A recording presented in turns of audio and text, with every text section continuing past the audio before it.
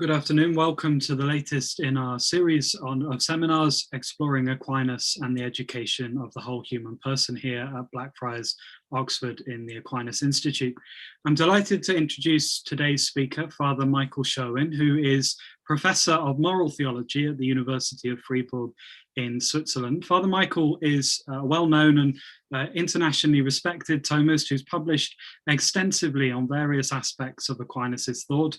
Particularly notable his two books on Aquinas on love and virtue, published in 2018, and By Knowledge and by Love, Charity and Knowledge in the Moral Theology of St. Thomas, published in 2005. Father Michael's also part of the advisory board for the Aquinas Institute, and together with Father Richard Conrad is one of the great architects of this seminar series, which has been so enriching for us. So we're extremely grateful to Father Michael for the work that he does here for the Aquinas Institute, and we're delighted to welcome him for this talk on the Integrated Humanities programs and the Renewal of Catholic Education, some Thomistic reflections. Father Michael. Well, it's a joy for me to be back at Blackfriars, even if my presence is only virtual. First question I have is, can everyone see my presentation that has the title of my talk and a little bit of a portion of a Viking ship? Everyone can see that? I can. Okay, very good. Then I will assume everyone else can. So, integrated humanities programs and the renewal of Catholic education, some Thomistic reflections. Let us ponder where our true home is and how to reach it. Let us labor to gain entry into the eternal, to find the blessedness of belonging to the Lord, joyfully on high. Thanks be to God who loves us, the endless Father, the Prince of Glory, forever. Amen. These concluding words of the Seafarer, one of the oldest recorded Old English poems preserved in the Exeter book, well expresses, surprisingly, an aspect of the ideal of a liberal education. The poet, the anonymous poet, at the end of a long life of journeying in the service of his Lord, comes to wisdom and invites the reader to do the same. It's a wisdom that is the result of an education that comes from posing the question where we come from, where we are going, and how we get there. That's the goal of a liberal education, to be able to acquire wisdom by answering those questions, or at least by investigating those questions.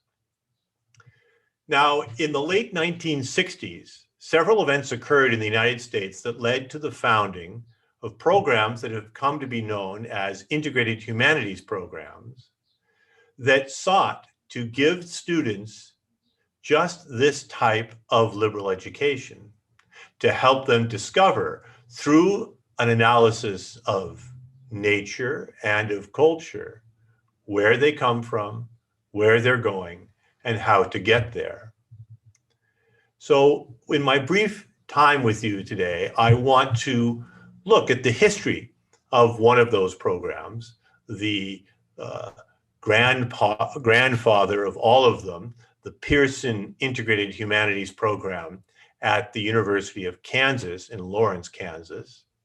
I want to then trace, after presenting the history of its founding, trace the salient features of that program, and then consider with you some of the implications of such programs, and also ask some questions about possible limitations, possible implications of developing such programs, all in light of the desire to continue the renewal of Catholic education. But right off, a question comes to mind almost immediately. Cur Laurenti in Canzia, Why Lawrence, Kansas? Why study the Pearson Integrated Humanities Program at the University of Kansas, a large state university? Why turn to that program? Stated in another way, what does Kansas have to do with Jerusalem? Well, one answer would be multum per omnem modum.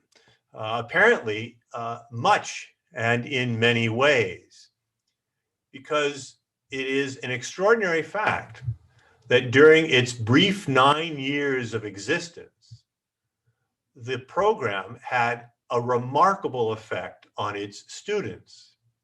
Students at that time, 1970, the protests against the Vietnam War, Kent State, and the students that were killed by the National Guard, riots. It is quite a year, 69 and 70. You have the assassination of Martin Luther King in April, the riots in Paris in May, and these are all 68, when the program was just being thought of.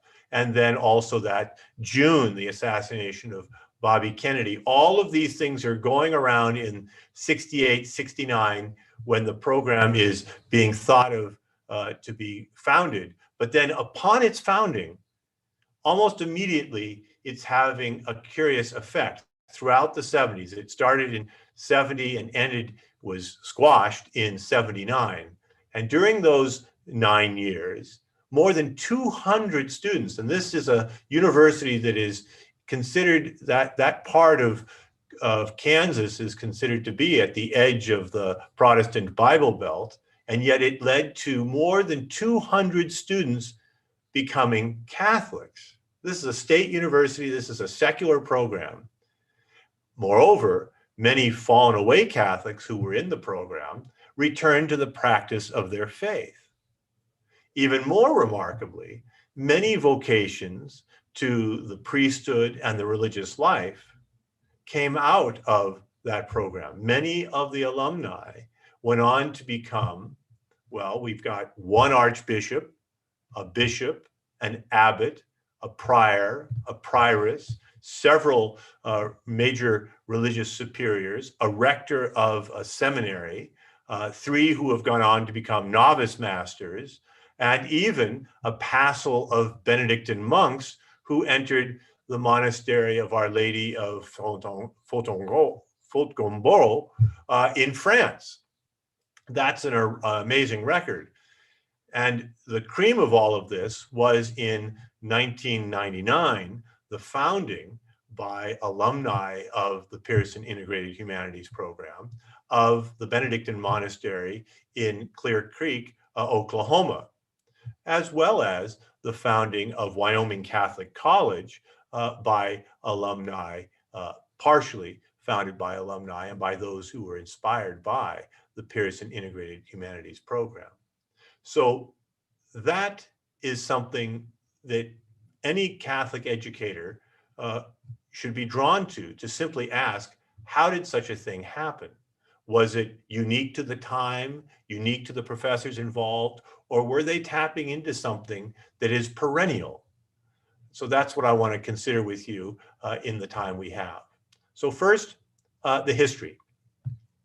The University of Kansas in the late 60s was confronted by many problems, but one of the big problems that was a concern to administrators was the disaffection of the students. Many students were dropping out during that tumultuous time. And one of the key factors in all of that is the removal of the deferral. If you were a student, you could get a deferral from the draft, but in the late 60s, that was removed and a lottery was put in place. So many of the students became very politically active because they did not want to go to Vietnam, and they were now subject to the draft. And amongst this is that many of these students felt that the classes they were taking at the big universities were too far cut off, too far removed from their own day-to-day concerns. And the big state universities, like the University of Kansas, led the freshmen especially to feel that they were anonymous, that their professors didn't know them, that most of the core classes were being taught by graduate students. And so it was an impersonal, anonymous experience that was leading many undergrads not to survive the 4-year experience. And so administrators sought creative ways to overcome this. And one of the things that the University of Kansas did was they founded between 66 and 68, 5 colleges within the college is what they called them. They were sub-colleges, and among them was Pearson College. But they found after studying this that this was not sufficient, that the people with certain areas of interest still were not finding community together. So they then went on to found sub-college programs. Among them, the Pearson Integrated Humanities Program, founded in the 70s, a program of general education for lower division students, that is, first and second year university students. It was, as we'll see, we'll get to, I don't want to give too much, go too far forward, but the program was directed towards beginning students, and it lasted until 69. Let me see here, I'm missing one part of it. Oh yeah, so the program started out with 20 honor students, and it became so popular by word of mouth, by the next year, there were 137 applicants to join the program. Okay, so who were the professors in this program? There were 3 of them. They were all actually educated as professors of English literature, but John Sr., because he was also very skilled in Latin, was quickly snatched up by the classics department to teach in their Latin program. So they had been there for several years, some of them for a long time, like Dennis Quinn at the University of Kansas. Quinn was an extrovert. He was a very, very talented administrator. He spearheaded the program. He was the dean of Pearson College, and then became the director of the program. Well known as being well-spoken, a sanguine personality, and the perfect administrator for the program. Then there was Frank Nellick, who was famously choleric, and students who were at the program during those years remember his famous temper. And then John Sr., who was a melancholic poet, and also someone who had had a much longer trajectory, a convert to Catholicism, and whose books probably have had the greatest influence on those who weren't actually students of the program, but who have read his work and been influenced by the ideas that animated the program. Professors at Kansas couldn't believe that these 3 professors could work together. They were so different, and they had so many different interests. But what united them was the belief that university education needed to instill in its students wonder, and it needed to be a program, a hands-on program, where students could discuss classic texts with their professors.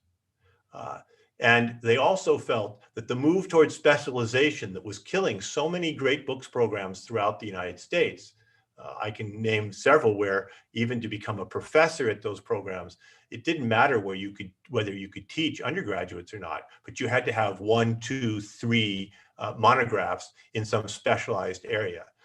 All 3 of them felt very strongly that before you can specialize and before you can lead your students to specialization, you must introduce them to general knowledge.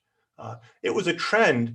They were not unique. It was a trend that many schools and in many areas, they started to put in freshman programs to get students excited about the science. So to allow them to learn to walk before they could run, allow them to have a general love for biology before you send them into specializations in biology, things like that. So they were part of a wave, but their wave was in the humanities.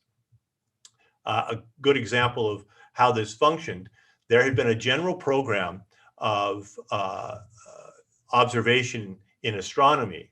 But when that professor retired, it was replaced by a course in astrophysics.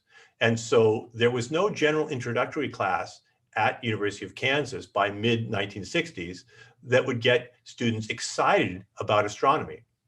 So Dennis Quinn decided that he would have, as an integral part of the program, a stargazing class that was the equivalent of what had been the introductory course in astronomy. So what happens? The program, because it was so successful, started to cause, well, it drew administrative attention. Let's just say that.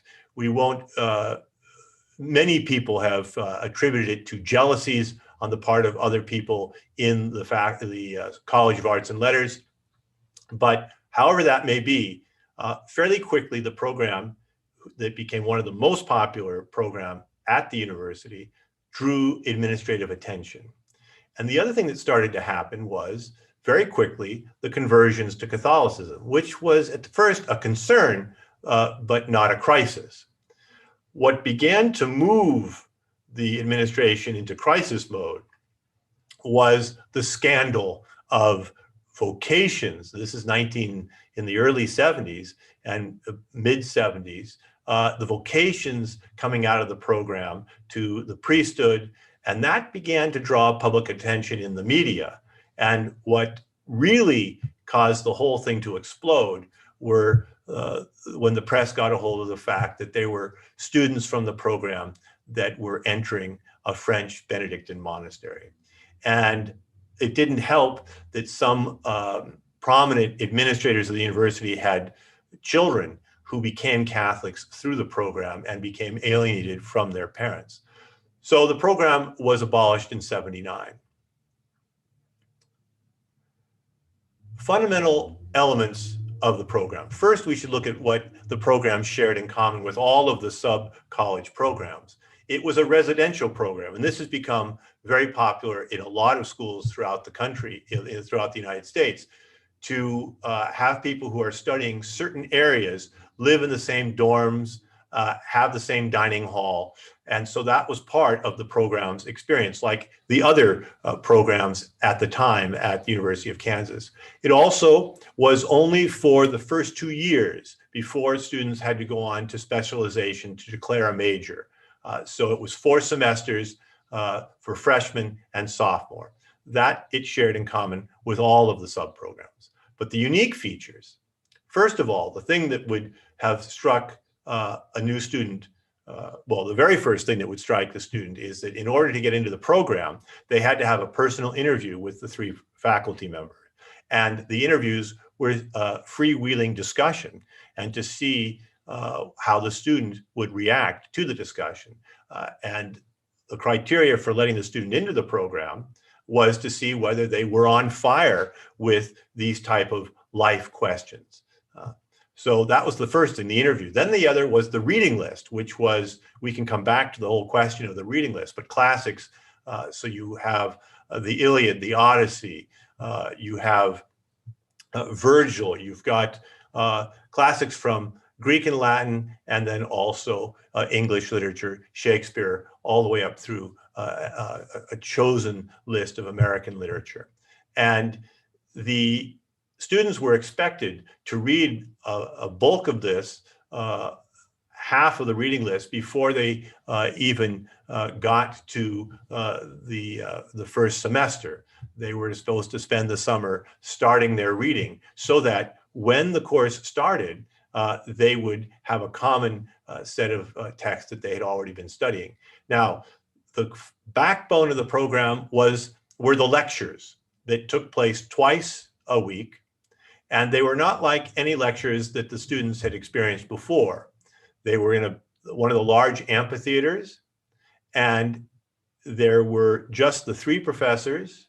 The students were there, but they were not allowed to speak or ask questions.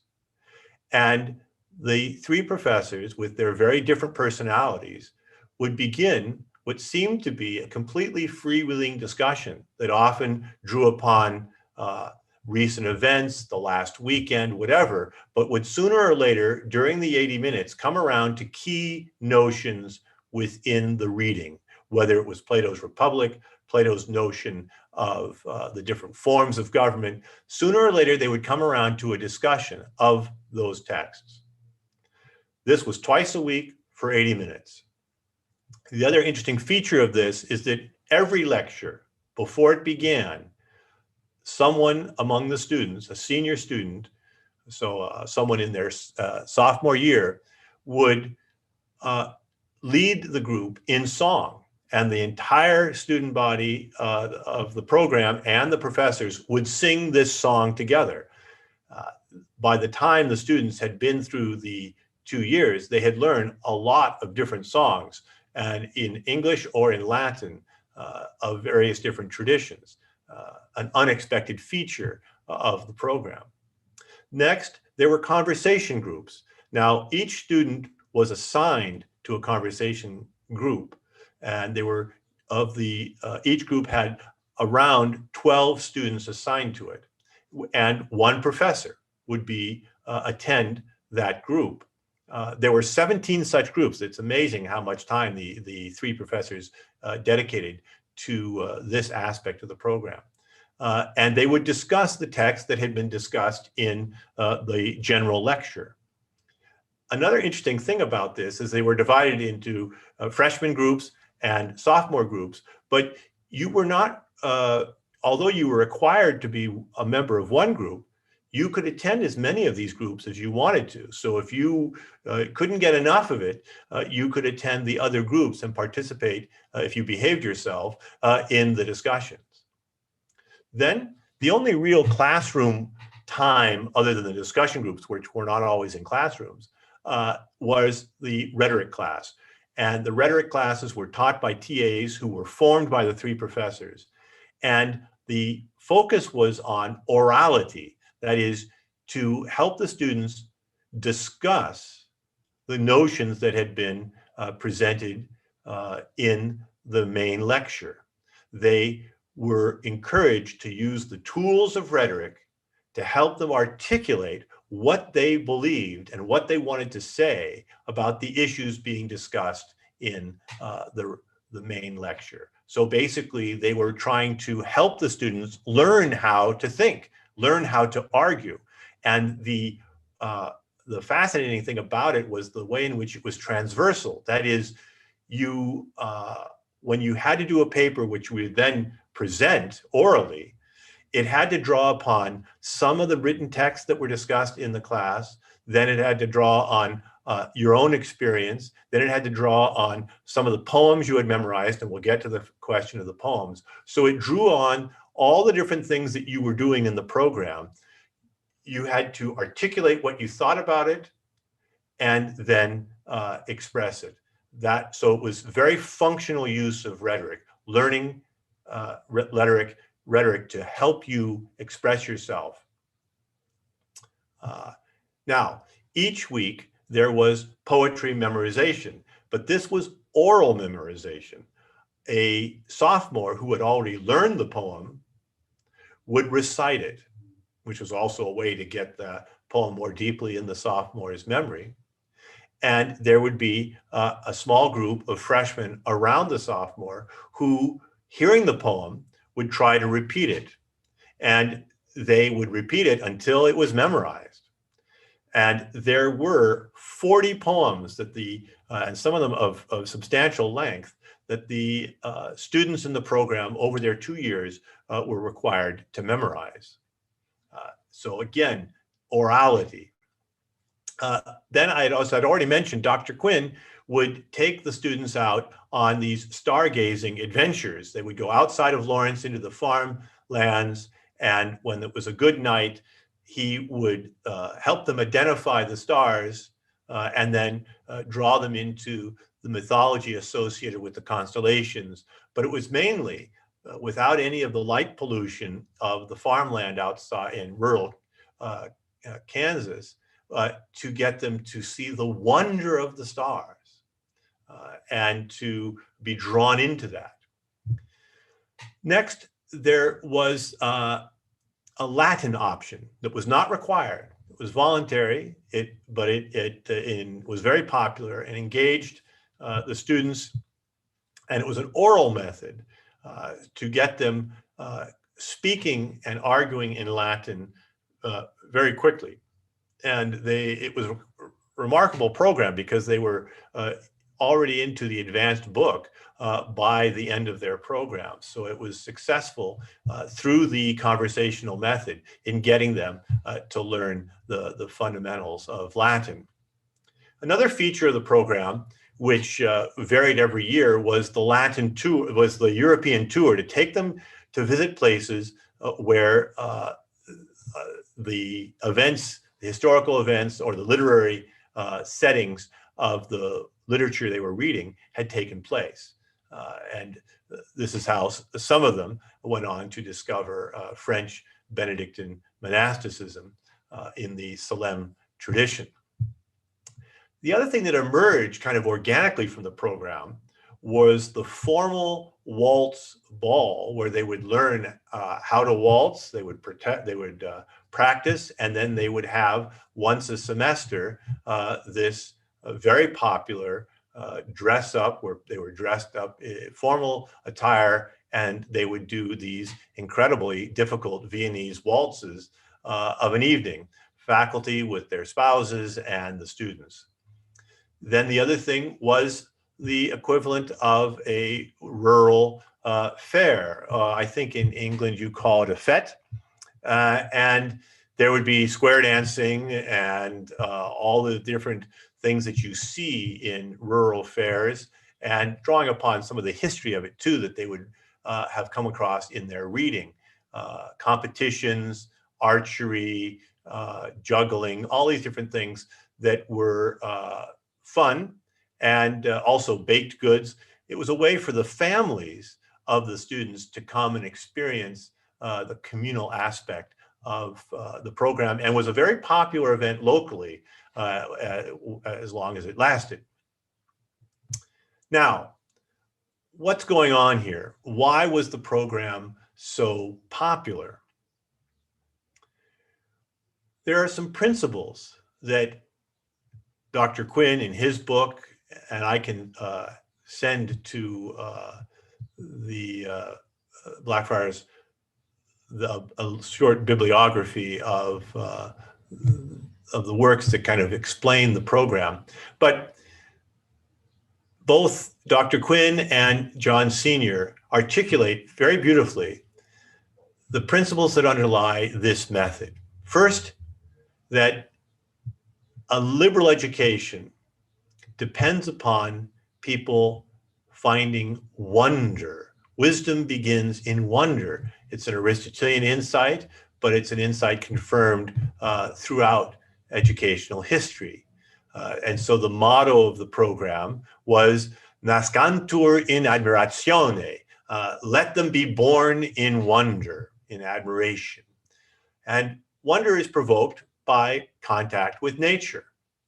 Now, one of the programs that was born of the Pearson program is Wyoming Catholic College, an undergraduate university institution in Lander, Wyoming, which I've had the privilege of spending time at. And they've integral to their program is the outdoor adventure aspect of the program, where they learn, just as the folks who are going into environmental sciences, there's a very famous leadership program that is also in Lander. Just as those folks are learning, so too the Wyoming Catholic College students learn how to survive in that region of Wyoming, which is spectacularly beautiful. And they get in shape, they go to the outdoors, they encounter nature as diverse as rattlesnakes and horses, and there's Indian reservations. There are many things that force them and challenge them physically to experience the natural world in all of its beauty and complexity.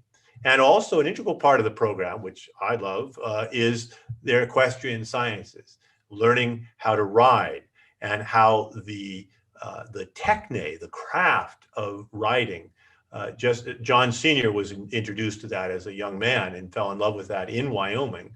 The craft of learning how to ride is also a formative part of their education at Wyoming Catholic College. So the giving wisdom begins by discovering the wonder of the natural world. Linked to that is their conviction that you have to, before you go into specialization, educate the memory and the imagination. And that's especially through oral and auditory learning, song and poetry and other prose that are memorized. John Donne has beautiful paragraphs to be memorized that are not strictly poetry, but are to be memorized. And in the American tradition, there are famous speeches, the Gettysburg Address, things like that, that are poetic in their prose and are part of that oral memorization tradition. And then if wisdom begins in wonder, it also comes from learning to argue. This is, I think, not emphasized enough about the program, but it was very much at the heart of all three professors' understanding. If you can't say articulately what you think, it's not quite clear whether you know what you think. And so it is in the process of arguing through, well, what are Plato's views on the way in which democracy, timocracy becomes democracy and then leads to tyranny? What does he mean by that? And what do I think about Plato's views? Is it right? And of course, in the 70s, at that time of turmoil, it was one of the big questions, are we sliding towards this type of tyranny, where you had violent groups attacking the government, the Weather Underground, and then, of course, the overreaction of the government with the National Guard, all of those things that I remember as a kid. My mother was a graduate student at Berkeley during those years when the National Guard were called out. And so how to understand, well, I begin to articulate or begin to learn what I really think. I begin to develop views on these issues by arguing with others. It's another aspect of the oral and auditory learning that is integral to integral humanities programs. We acquire wisdom, we acquire a liberal education by learning to argue out our views in the company of others.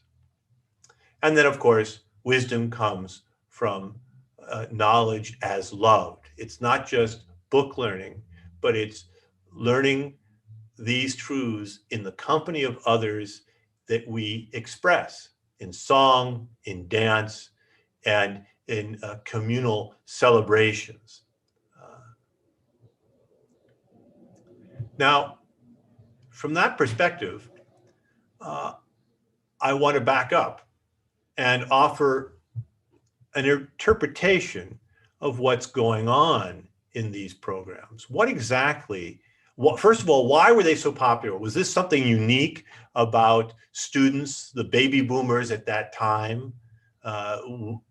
Well, perhaps, but perhaps not, since it gave birth to high schools and so preparatory schools and universities, undergraduate colleges in the United States that use these same principles. And those schools are doing well, although COVID has been very hard on them.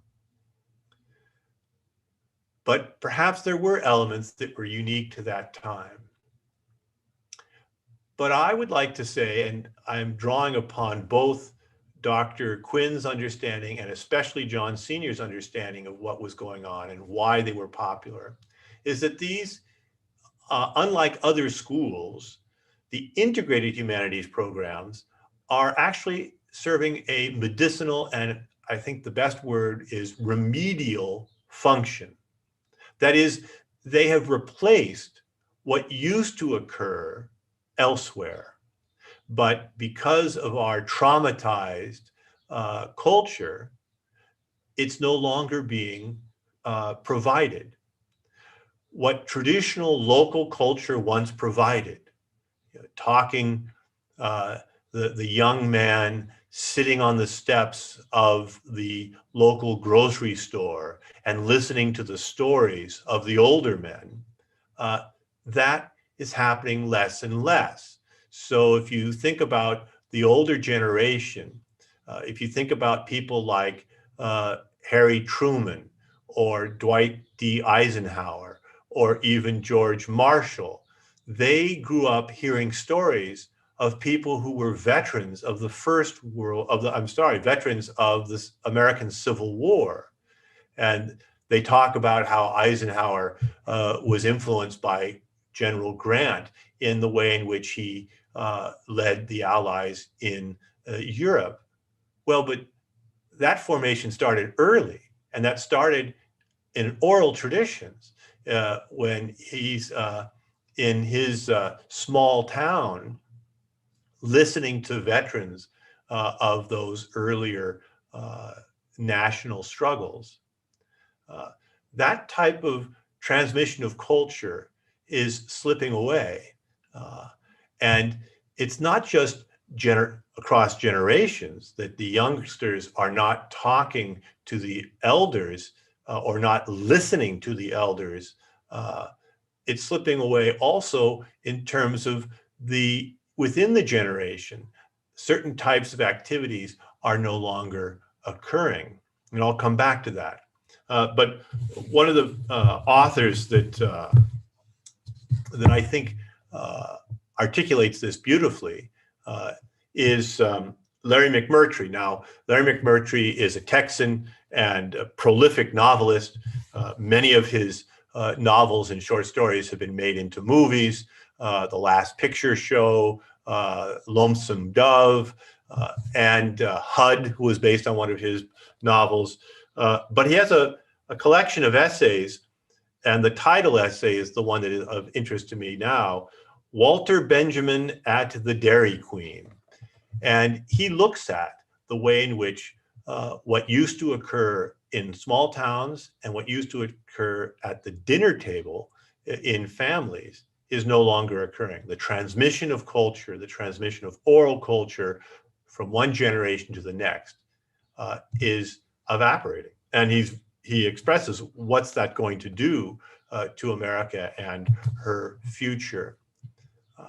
So in some sense, the integrated humanities program are remedial in that they provide that aspect of oral learning that used to occur in local communities and in the family, but is occurring less and less. Now, remediation is possible. And one of the things that's most encouraging, it's not just possible for freshmen and sophomores in college, but for others who have missed out on this. And I think the greatest example of that is an underestimated and neglected author, Richard McKenna. Now, Richard McKenna served on the China Station in the US Navy, and he famously wrote Sand Pebbles, which David Lean turned into a fabulous movie with Steve McQueen. But the novel is a neglected treasure, and it contains much of what I've been trying to say in terms of how you learn through being, what McIntyre would say, being initiated into the life and practices of a community. Holman on this gunboat on the Yangtze has learned this through the Navy. But McKenna, in his essay, New Eyes for Old, The Quest for Education, describes how he himself didn't begin to take education seriously as someone who had never finished high school and was a career sailor. It began to become vital to him when his life became a question. And he stumbled upon a book by Nietzsche that began to push him to read. Nietzsche posed questions for him that he could not answer on his own, and nor could anyone else around him give him a satisfactory answer. And so his reading, which up until then had been recreational, became much more vital. And he went on to graduate from University of North Carolina and go through a whole apprenticeship of writing, where he could express his answer to the question, an answer that he drew from the great authors. And it's a fascinating story, but it's a hopeful one, because what it's saying is remediation is possible as long as you have an environment where the orality and the education of the memory and imagination can occur. Now, the other thing that's part of this, which I think is neglected and often controversial, is the rediscovering animality. You see this as a concern in Dependent Rational Animals by Alistair MacIntyre, a book that I think is too often mocked for his apparent obsession with dolphins, but that's not at all the case. What he's trying to show is the extent to which our ability to become independent practical reasoners, our ability to acquire a liberal education depends upon and presupposes learning things and being involved in activities that we share in our own way with the higher animals. And therefore, if we neglect these bodily activities, these communal and bodily activities, we will make education much more difficult for ourselves and not really understand a key aspect of what the wisdom that comes from a liberal education depends upon. That is, knowing where we come from, knowing who we are. And we won't know where we are going and how to get there unless we fully understand that being a rational animal, being a political animal, means being bodily and being involved in bodily activities. So the recovery of dance, the recovery of song, the recovery of celebration, and the recovery of community service are all part of features of the Pearson Integrated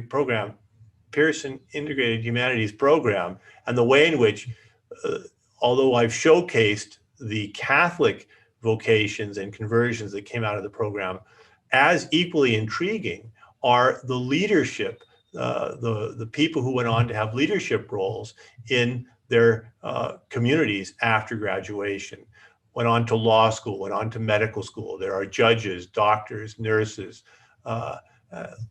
people involved in local government that have come out of the program, dedicated to the true, the good, and the beautiful, and celebrating that in their own communities. Now, all of this has support in recent research. I've spoken on other occasions at Blackfriars about the importance of song and dance.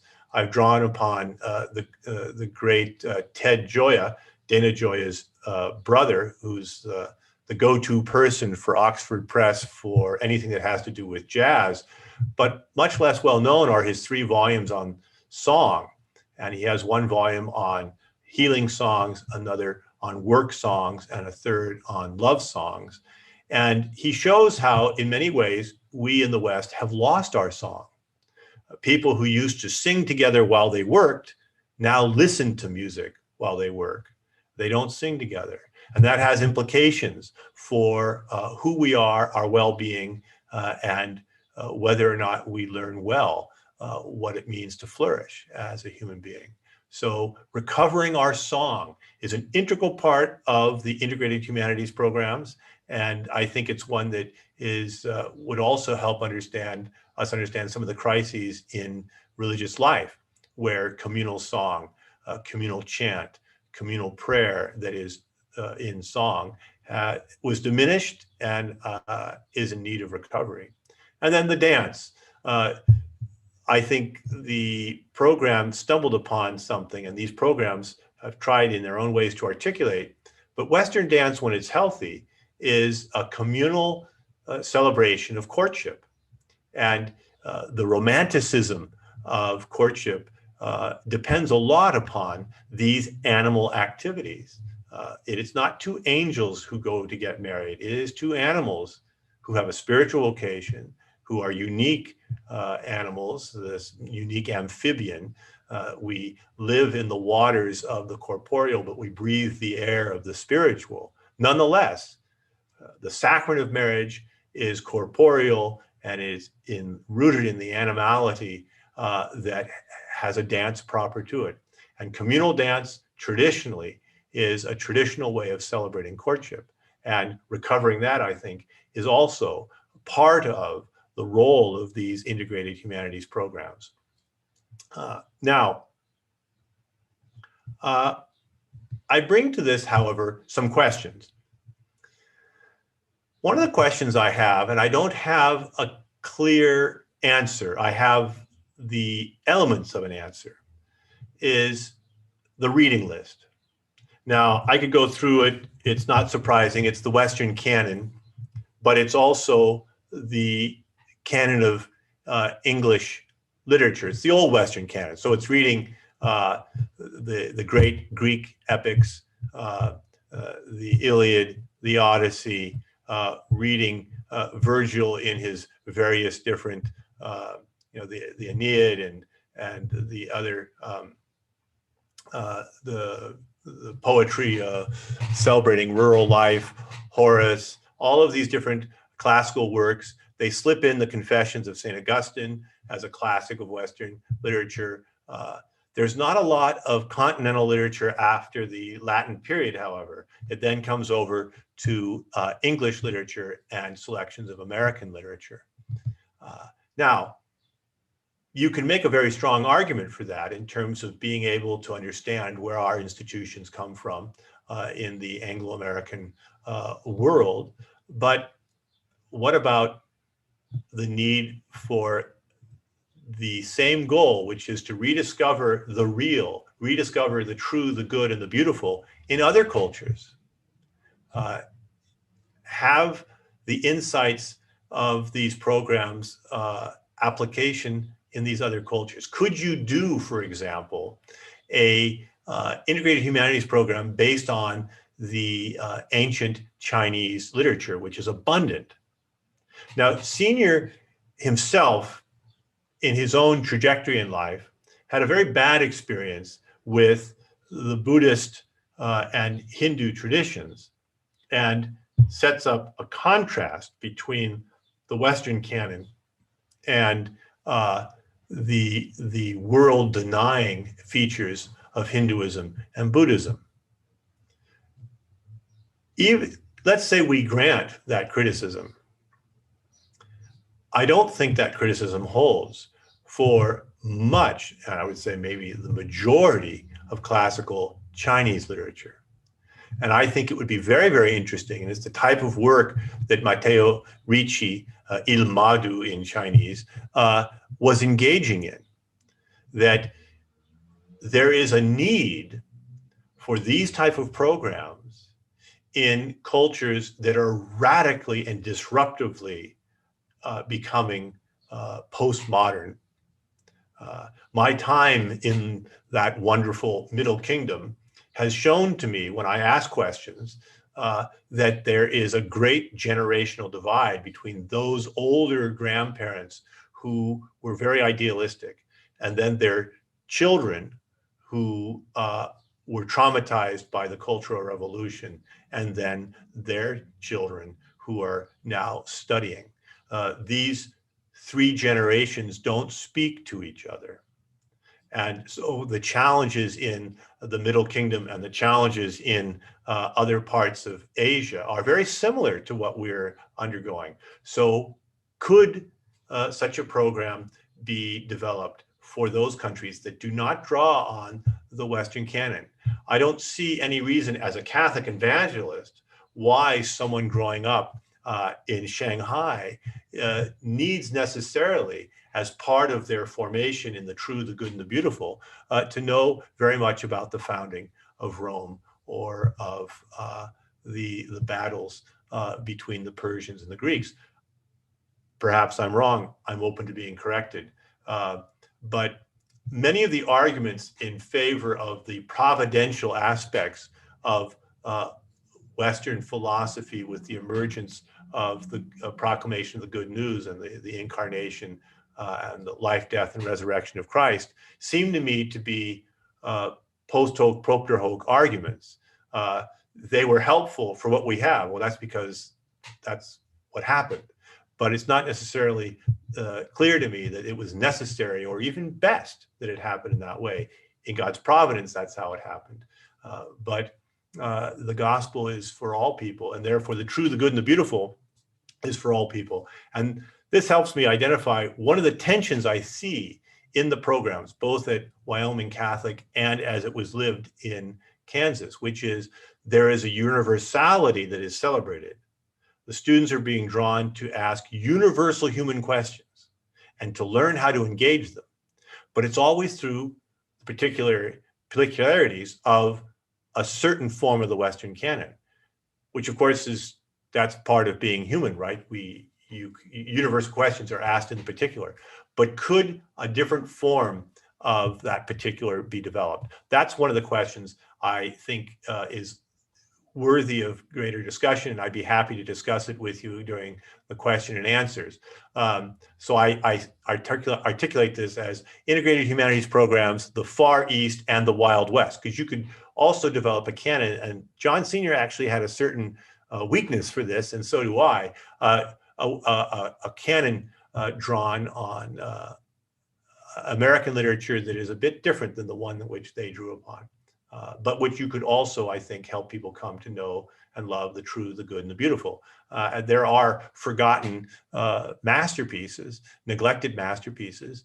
A few years ago, we saw John Williams's reemergence as a master novelist with Stoner and with his book on Caesar Augustus, his book on Augustus, amazing literature. I've mentioned McKenna and Sam Pebbles. You could also mention True Grit, Charles Portis, all of these books, Donna Tartt, the younger generation, the Catholic, Southern Catholic, Gothic, all of those different canons you could use to help people come to know and love the true, the good, and the beautiful. So that's an issue, the reading list. The other is something that is new on the scene vis-a-vis the Pearson program is the emergence of homeschooling. And I think in America, it has emerged for very similar reasons. And that is because of the collapse of the school system and the way in which the school system was not responding to the needs that the families perceived. And so they've taken this task upon themselves. And what's often not well enough known in Europe is the way in which this has evolved so that homeschooling is not as individual as it might sound, because these families work together to do together what they can't do on their own. It is building local community and transforming local community. And the most interesting feature of this, and it's something that I haven't explicitly mentioned yet, is the way in which it's affecting diet. So that the families, because the education is now in their hands, are having to be concerned about what the kid's going to eat for lunch. And they begin to question a lot of the processed food and the way in which food is delivered. And that has been, I think, for me, one of the biggest surprises is to see that families that get involved in the homeschooling movement, it doesn't just improve the education of the child, it changes the life of the entire family, and then little by little, the local community. And for some, that's very threatening. But for others, it's experienced as a liberation. They feel better because they eat better. And this is challenging for many, I know, but it's been confirmed by my experience with these couples. It also caused them to rethink their rejection of the church's teaching with regard to contraception. They're changing their diet. They also start changing the way they treat their body and the way they express their love. It is absolutely fascinating to see that. And it's one of the things that if we are serious about drawing on the insights of these integrated humanities programs, we have to ask ourselves, are we willing to take it seriously? In which that means, are we willing to change how we live? And I say that for all of us, because it would mean how we use the resources, how we treat the natural world, how we eat. You can go down the list. Is it really worth all the resources to have strawberries in winter? If you really add up the consequences for our culture, perhaps it's better to forego strawberries in winter and have a better quality of life. And also, of course, these strawberries are chemically induced. So this is just issues that arise once you start having an integrated approach to education. But there's also a tension with the emergence of homeschooling, because does that, when homeschooling links up with these integrated programs, there is the danger of what I list at the bottom as the Amish option. Is this becoming a closed subculture? That's a legitimate question to ask. And the way I frame it is it the Amish temptation, the Amish option, or is it the parallel polis that the dissidents from Central and Eastern Europe articulated? They did not want to be creating a world apart. They wanted to create a world that could be of service to the larger community. And so it's a parallel polis that eventually would flower into having a much more integrated role in the larger society. That was the goal of Havel. They articulated that expressly, and you can find examples of that elsewhere. So that's the other big issue. Is it, are we ready to the return to nature and what it would mean in terms of how we live? And is this a parallel polis that is exclusive? I mean, is this the Amish option that makes us into a new form of environmentally friendly ghetto? Or is it something actually at the service of the larger community? And what will we need to do to ensure that it's the latter and not the former? Questions I bring to my reading of these experiences and of these programs. So I thought I would end the way I've begun with something from the Exeter book. It's not on the display here, but I thought it was amazing. One of the poems about the world order, or the song of the cosmos, as sometimes it's affirmed. To live, therefore, a probing and emboldened life, one should fathom the world trove's buried ends, should scribe into mind the word horde's might and skill, make thought a strong march and meditate steadfastly, so the noble servant will never grow way-worn, toiling in wisdom through each earthly arrival. School yourself in these sciences. Now let me sing of the given's glory, that like wind through the sedge outstrips your art, though the heart grasps it. By staying steady, is your soul's heft stout enough? It is not with human scales, inconstant scud of dust, that one weighs the portion his wit strains to grasp.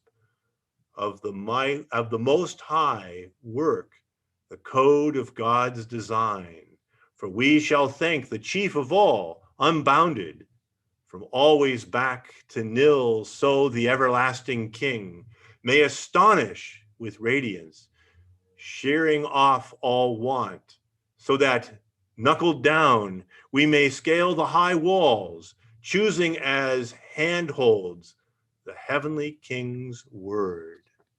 Thank you.